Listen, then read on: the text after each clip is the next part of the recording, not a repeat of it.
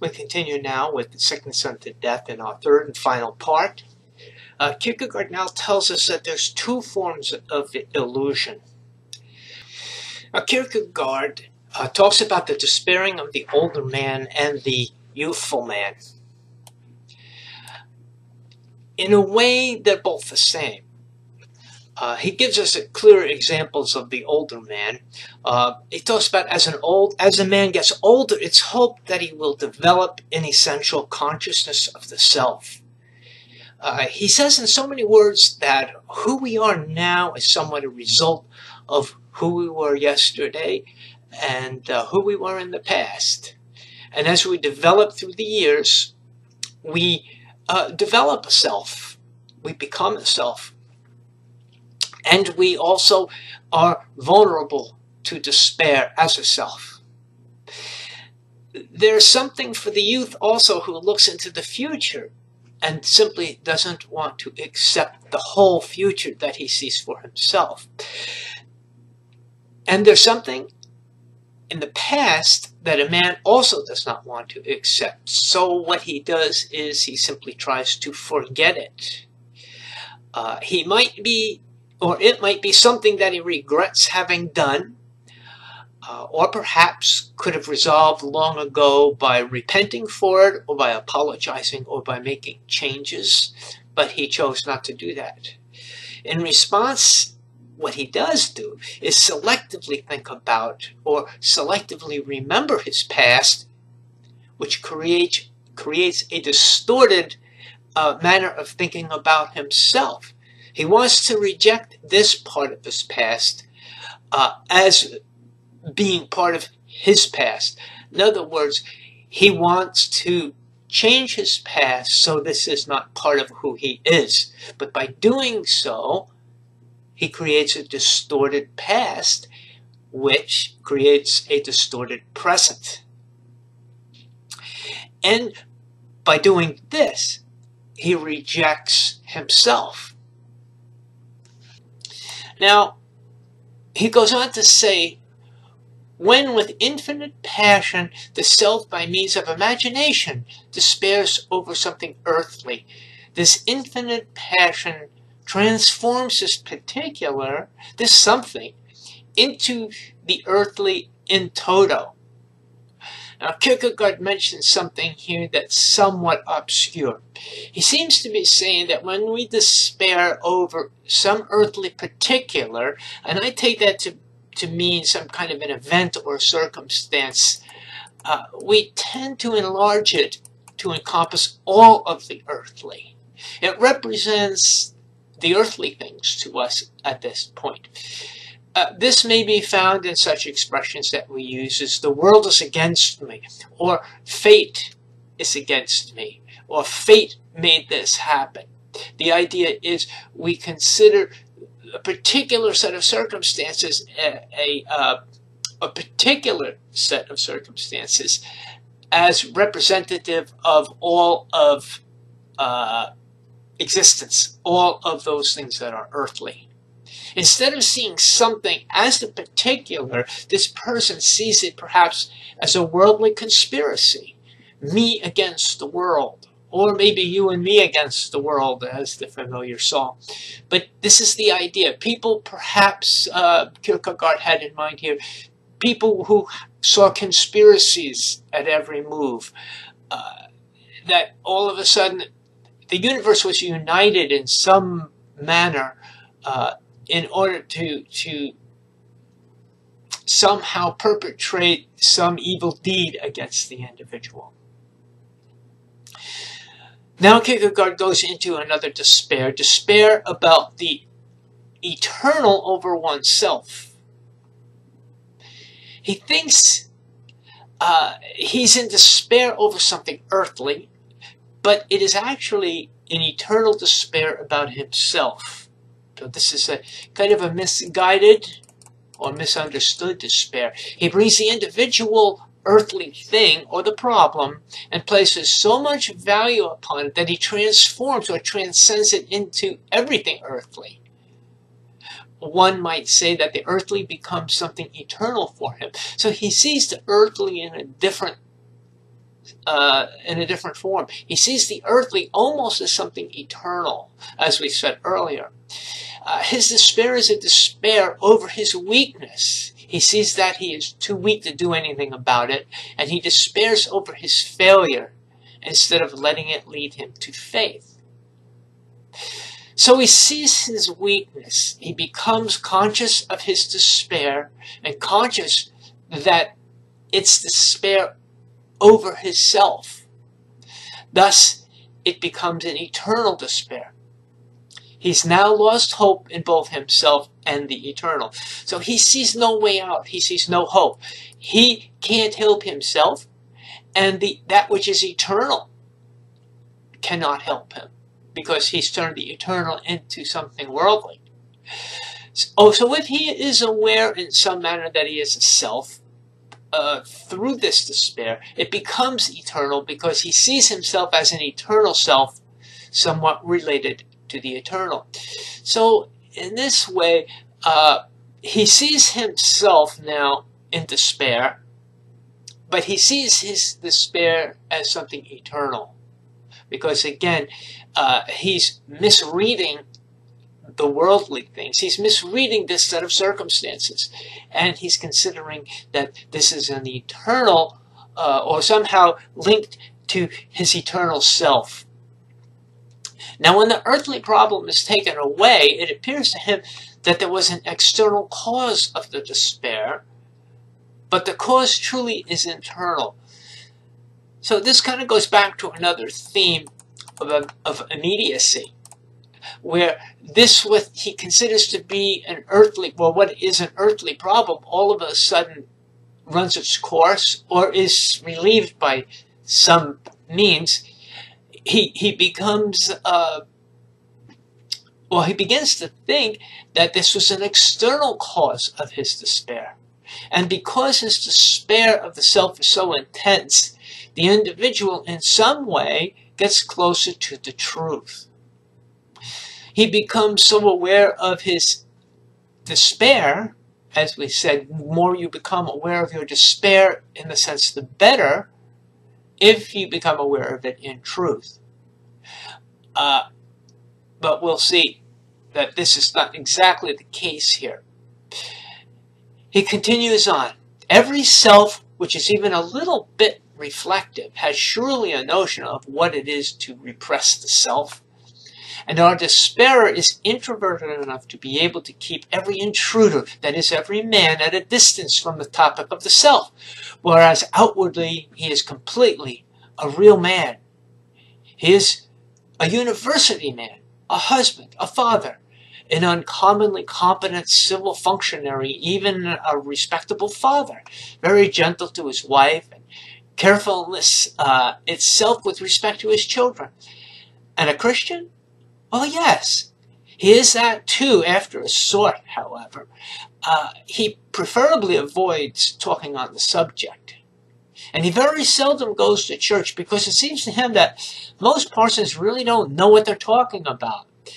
He makes an exception in the case of one particular priest of whom he concedes that he knows what he's talking about, but he doesn't want to hear him for one reason or other, because he has a fear that this might lead him too far. So Kierkegaard again brings this back to the church. He brings it back to Christendom, Christianity in a sense. The despairer is a typical person who has no outward appearance of being in despair. He might even portray himself as a Christian, but a superficial one.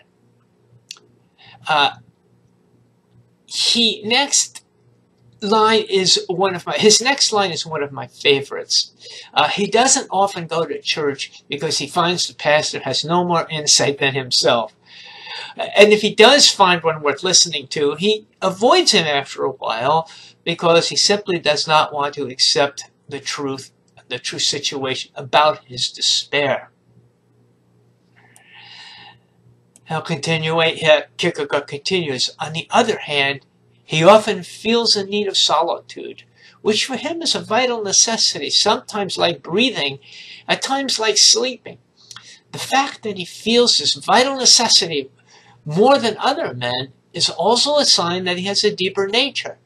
Generally, the need of solitude is a sign that there is spirit in a man after all, and it is a measure for what spirit there is. Such a man may be close to the self, to a self, and might even be brought to look deeper into his nature through solitude. But this society simply does not have it. So we have a man here who wants his solitude, he wants his peace and quiet, so he goes off somewhere, he meditates, he reflects, and he sees himself, begins to see himself, and he begins to see his despair.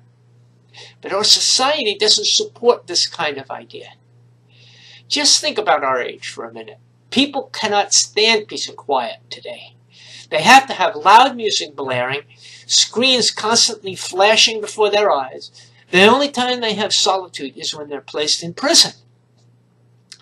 But we found that historically, many great minds found value in meditation. Sometimes this introversion will break through into some kind of extroverted act and demolish his disguise. He will plunge himself into life. The voices inside him calling him to become a true self, that he must somehow drown it out. So, in so many words, our society needs a distraction. It needs to distract the senses. So it distorts everything with lights and flashes and loud music. Even in church we find this to be true. Not much time for true deep meditation. And the music isn't simple anymore. It's loud, it's drums, it's electric guitars blasting. In some cases, churches have to hand out earplugs. The music is so loud. Why?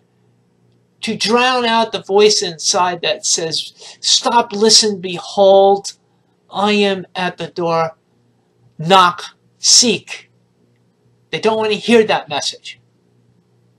So they need to drown it out, even in church. And he continues, or he will seek forgetfulness in sensuality, perhaps in debauchery.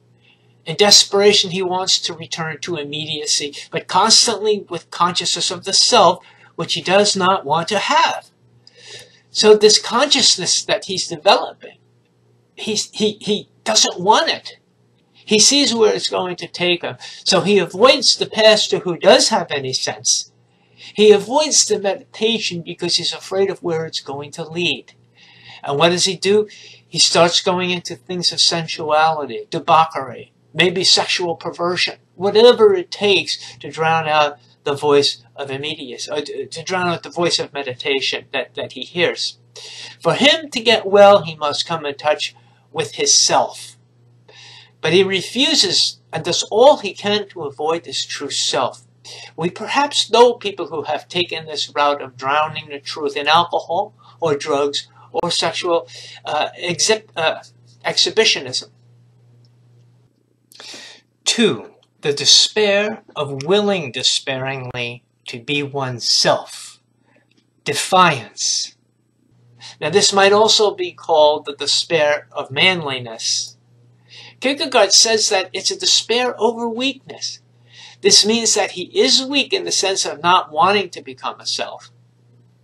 And if the person becomes aware why they do not want to be a self, and then they despair, it's defiance. It's defiance because they have identified the problem and choose to act in spite of it. They know what's causing the despair, they've identified the despair, and they say, I still do not want to become a true self. This is defiance. First one despairs over the earthly, which is something external to the self. Next, he despairs over the eternal, or the knowledge or awareness of the self. The next step is defiance, which is being determined to be oneself in spite of the weakness and flaws in that self. In this case, he knows what he is, he knows the weaknesses that he has, and the flaws in himself, yet he decides he wants to be that self anyway. This is a form of defiance. He again tells us that the one who despairs in defiance is not willing to die to himself. Is not willing to say, I don't want to continue this way. I need the truth about myself, and I'm going to follow the truth about myself where it might lead me. But rather, he says, I see the truth and I want to be that self. Well, I shouldn't say he sees the truth. Rather, he sees the despair, and he sees his weakness, and he chooses to be that very self, including the despair, including the weakness, and including the distortion of his self. So in so many words, he wants to become a distorted self. In this form, the person is becoming aware of his condition of despair as something internal, and almost seems as a positive move towards the truth. He comes so close. Being conscious of the self means that one becomes aware of their infinite self. But it is only an abstraction of a self that he sees. So he is not truly wanting to be a true self, but he's wanting to be an abstraction of it, which is not the self that the power or that God wants him to be. Abstraction here meaning a theoretical or an imaginary self. So he doesn't see his true self, but he sees a theoretical self, an imaginary self. And he wants to be that self rather than be the self that God wants him to be. Conscious of being a self creates choices for us. He can create a new self, the way he wants it to be, or dispose of that self altogether. He does not want to accept his present self as a beginning point, but rather he wants to reconstruct himself into something more pleasing. He wants his self to be a work of his own and no one else, including God. This reconstruction is only, however, an experiment in his mind. It sees itself in complete control and rejects any authority of it. Perhaps referring to God, perhaps this is referring to God, that he wants no other authority over it other than his own. It is therefore not something to take seriously, but only a performance or an imitation of the serious. A person who recreates or duplicates himself only makes a self full of all the same flaws and no true self at all. But this was never his goal. So if a person recreates himself, he has to have a model from which to work. And the model that he uses, unfortunately, is also a distorted self. It's not God. It isn't the Christ that he's modeling himself after. He's modeling himself after his own imagination. And if it is an imagination of who Christ is, again, it's not the true Christ. It would be some Christ that he sees a recreation of himself. That's why we have so many Christian people of even different denominations who see themselves as Christ or Christ-like, but yet when you look in deeper, you find self-righteousness, because what they're doing is reduplicating themselves and simply labeling it as the Christ. The self wants to be his own Lord. He wants to get the satisfaction of creating such a self regardless of the result. Next, we start to talk about what Kierkegaard calls the passive sufferer. Something happens in a person's life, a kind of hardship that's ignored. But he's unable to ignore the despair that accompanies it. He is in despair, but wants to be the self anyway. Hence, he tries to ignore the fault of hardship in the self. Something happens to an individual, and they try to ignore the event that happens, but yet they still will suffer from the despair that's created by this event. This is despair in the form that he removes all hope. Essentially, he decides to accept a self that gives up all hope. So here we have, similar to the above, a person sees the flaws in himself, but here the flaw is loss of all hope. So essentially he decides to accept this self of hopelessness. This individual has put the earthly so high that even the eternal cannot be of help. So the earthly is placed even over the eternal, removing any hope that this earthly problem can be resolved by the eternal. He's willing to accept this state as something eternally imposed upon him by providence. So he's offended by all of existence. So this is kind of a combination of what we've been speaking about, where the earthly becomes the eternal, and the eternal is representative of fate or of providence, that he has total hopelessness, because how's he going to fight fate or providence? He can't. But he's willing to accept this state. Now, Kierkegaard continues to elaborate on his condition as a defiance towards God. So here this defiance now becomes aimed at God, because I guess we're thinking of things like fate and providence and the spiritual and the eternal. So who else to blame but God? Rather than ask for help from man or even God, he would rather remain a self with all this torment. Kierkegaard then speaks of the one who's very conscious of being a self and is in despair and suffering, yet still determined to be himself in this state. And he calls this the demoniac state. It's so defiant and so negative, and it's so hopeless, that the only word he can come up with is demoniac. The person that accepts his self and determines to be this self and accepts this pain. At one point he might have given anything to relieve himself of this pain, but was made to wait. He would now rather rage against everything. He's the type of person who's always angry and mad at everything. He accepts this anger, but has nowhere to go with it. He rejects the eternal from which help may have come, and is now left without hope. His anger and his rage is now justified in his mind, and he does not want to relieve it. So he finds some kind of, I don't know if the word would be hope, but satisfaction in his rage and anger, because he now feels it's focused correctly and it's justified. He accepts an abstraction of himself that evolves into a concrete self which cannot change. Yet he wills to be this demoniac.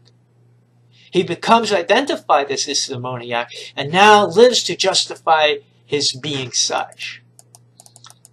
The idea here is that this is somewhat rare, according to Kierkegaard. It's spoken of by poets and even somewhat biblical to be demon-possessed. So in spite of everything,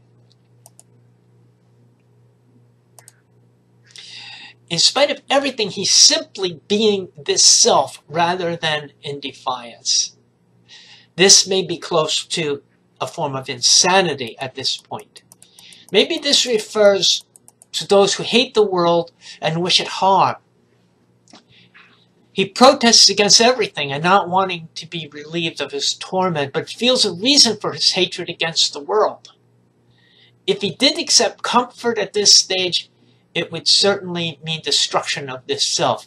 He's become so identified with his rage that he, in fact, is this rage.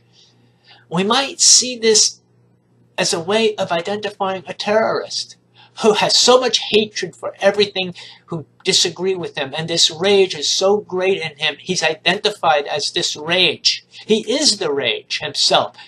He has no problem losing himself, at least his life, because he's justified by throwing his life away in the name of his God or in the name of his rage. He's named his rage, in a sense, by the name of his God. This is not Kierkegaard's words, these are my words, but I've seen this over and over again. So we look for the name of the demon, and the demon's name is the name of their God. He continues, this then is the formula which describes the condition of the self, when despair is completely eradicated, by relating itself to its own self, and by willing to be itself.